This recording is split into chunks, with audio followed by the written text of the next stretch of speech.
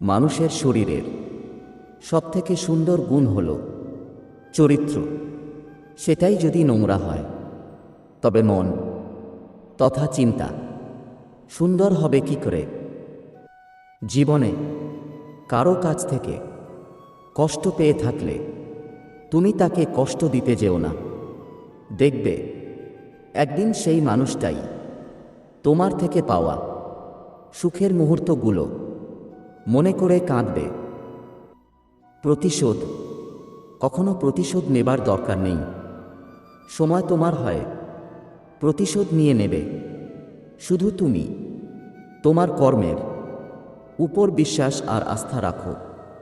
একদিন সব ঠিক হয়ে যাবে। বাস্তব জীবন কখনোই নিজেকে তোমার কর্মকাণ্ডের ফলাফলের কারণ মনে করো না, এবং কখনোই তোমার দায়িত্ব পালন না করার প্রতি আসক্ত হবেন না।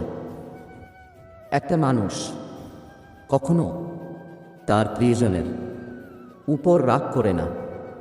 যা করে তা হচ্ছে অভিমান, আর অভিমান কখনো রাগ থেকে হয় না, হয় কষ্ট থেকে।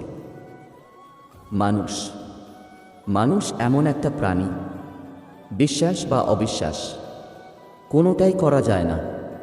কারণ বিশ্বাস করলে ঠকতে হয়, অবিশ্বাস করলে হারাতে হয়।